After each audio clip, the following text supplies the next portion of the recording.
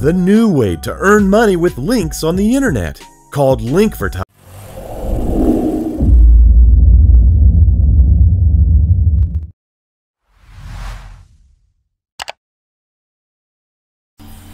Okay, so pag meron na po nakuha ninyo yung, yung zero tier nyo, so enable nyo lang to, then edit nyo to, so pipaste nyo dito yung network ID galing sa zero tier, at wag ninyong kakalimutang pindutin tong save. Yan, and then save. Okay, so pag nag-success na yan, so ito po yung address. Okay, so gagawin po niyo dyan, kopyahin nyo yan, then dito na lang, then hindi yan, to kopyahin nyo yan, then /admin, dapat meron yan, yan, see, mapapasok ninyo dapat ito. Okay, so ibig sabihin gumagana na yung zero tier nyo. Itong NGROK, hindi ko na ginagamit yan. Okay, so zero tier na lang din. Sa Walled Garden, yung Walled Garden, ito po yung may dalawa po siya, domain, tapos drop and accept. Ito is, for example, yung po ninyo, ISP po ninyo is Starlink. So gusto ninyong i-drop yung pag-access nila sa Digi. So that is 192.168.100.1. Pag drop, ibig sabihin hindi nila ma-access, may internet man sila o wala. Save. So pag walang lumabas dito guys na address, hindi yan kakagat. Okay? Tulad po nung mga gumawa ng ito. Try po natin to. Dishi.starlink.com. Drop natin yan. Refresh natin. Yan. Wala siyang lumabas na address dito. Ibig sabihin, hindi yan gagana. Okay? So, tanggalin nyo na lang yung mga ganyan. Halimbawa, hindi Starlink. Halimbawa, sabihin natin is smart yung ISP ninyo. Or smart modem or PLDT 192.168.1.1. So hindi nila ma-access yan, pati kayo hindi nyo ma-access syempre pag nakakonect kayo sa Bendo. Then halimbawa Globe naman 192.168.254.254, drop mo din yan. So may address lahat, hindi nila ma-access yung mga yan. Okay? Bawa, ayaw mong malaman kung ayaw mong nag-i-speed test sila. Yan, drop mo yung speedtest.net. Yan, walang laman, di ba? So, kailangan mo siyang i-refresh. Yan, pag nagkalaman na yan, ibig sabihin yung speedtest.net, hindi na yan accessible. Okay? So, kunyari dito, speedtest.net.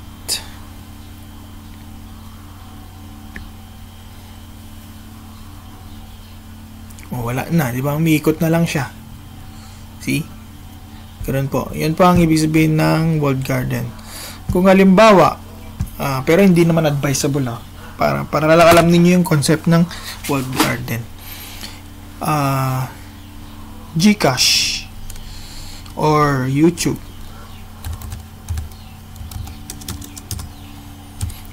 .youtube.com. Instead na drop is accept naman. Say, ganyan. Ayan. Ngayon, pag yan po,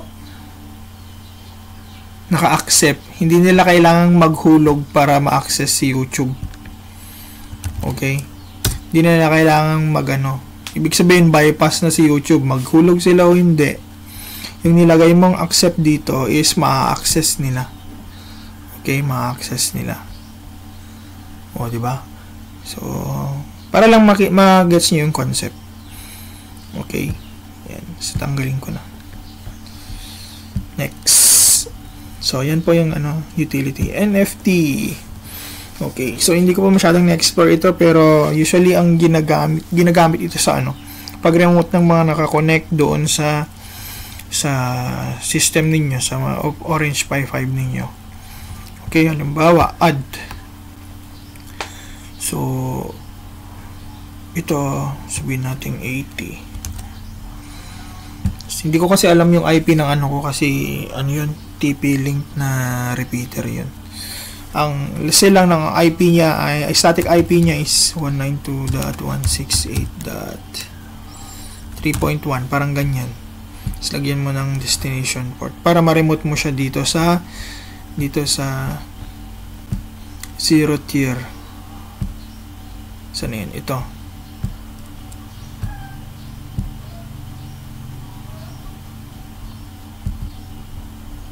Yan. Para pag i-remote mo siya, yung destination port mo is 80. Ito na yon. Ito ang ibig sabihin niya. Ito yon. Ngayon, lalagyan mo siya ng port na 80. Yan. Para ma-remote mo ito ang IP address. Pero dahil gagamit ka naman ng ganitong IP, siguro gagamit ka ng ganitong IP. Sabihin natin 2.3 yan. Para ma-remote mo naman ito, para ma-remote mo yan, 80 pa rin yan. Pero pag 80 ang port nun, ito ang lalabas. Pag pinalitan mo, kung tama po yung pagkakaintindi ko, hindi ko kasi ginagamit to. Ganyan din siya. Okay? Explore nyo na lang po ito. Though may nakapag-post naman na nito dun sa group kung paano gamitin. Next is leases. Madapit na tayo matapos. Leases. Yung mga nag-connect na sa inyo. Ayan siya. Sinasabi ko. Ayan dyan kasi siya. Hindi siya hindi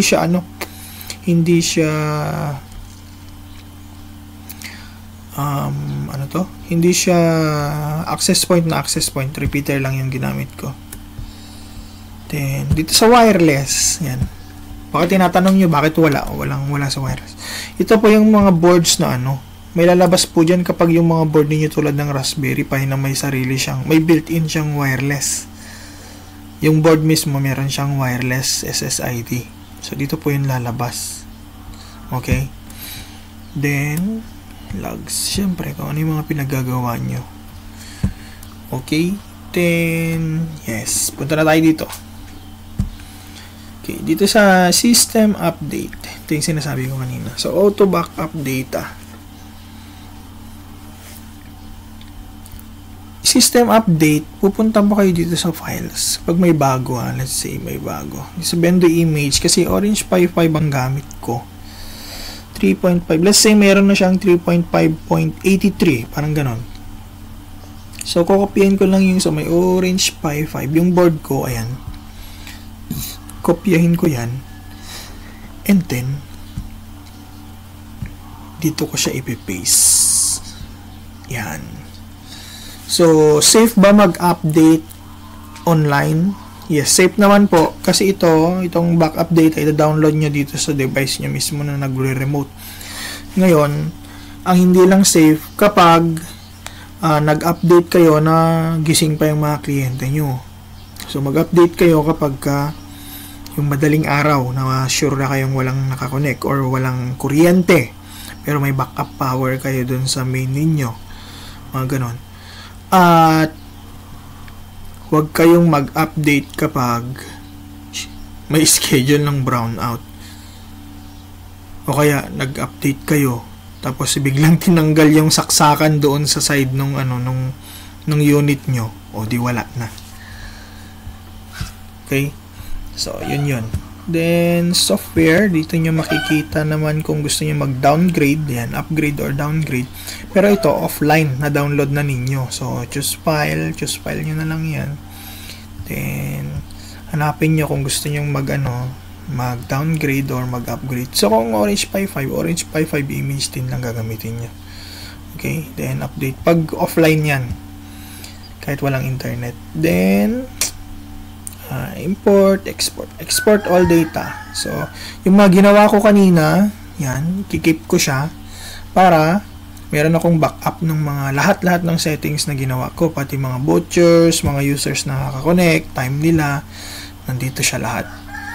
Okay?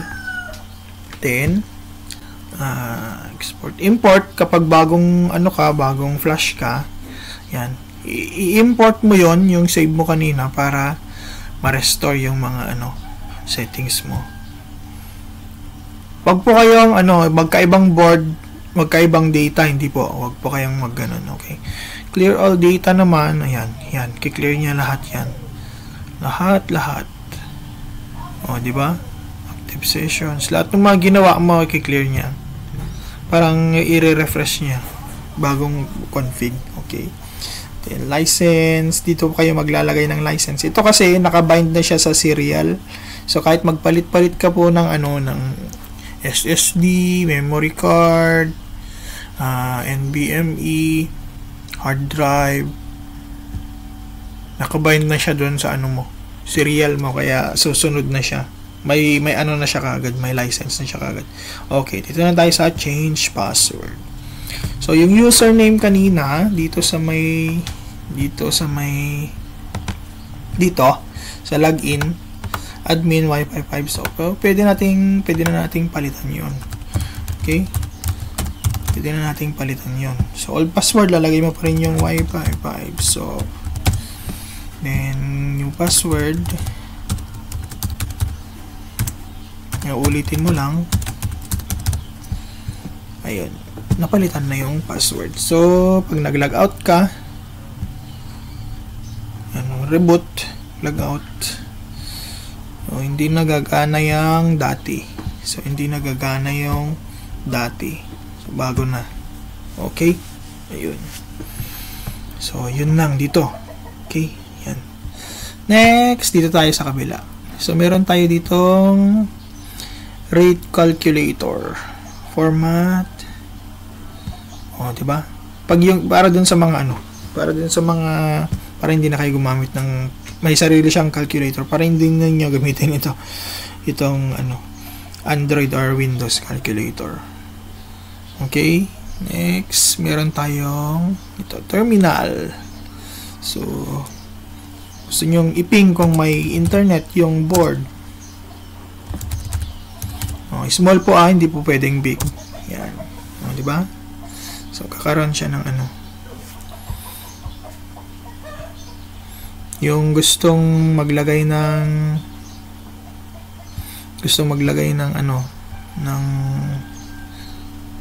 tawag dito, NVMe dito sa kanilang Orange Pi 5. Pwede na ninyong gawin using OP5. And then chat list nandyan. Then ito notifications, wala pa naman. Pero later on siguro gagamitin na ito dun sa mga later on na mga builds. So dito yung chat, yan lang naman yung mga So kung gusto ninyong i-boot sa NVMe yung inyong mga Orange Pi 5 at saka OP03 yata yun, yung mga may NVMe na built-in sa kanilang board, is pwede na ninyong gamitin itong itong terminal. So gawin nyo lang dyan, nasa post ni admin, flash and SPI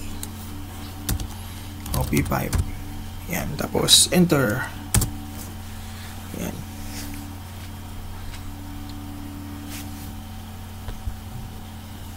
para magamit ninyo yung inyong NVMe na M.2.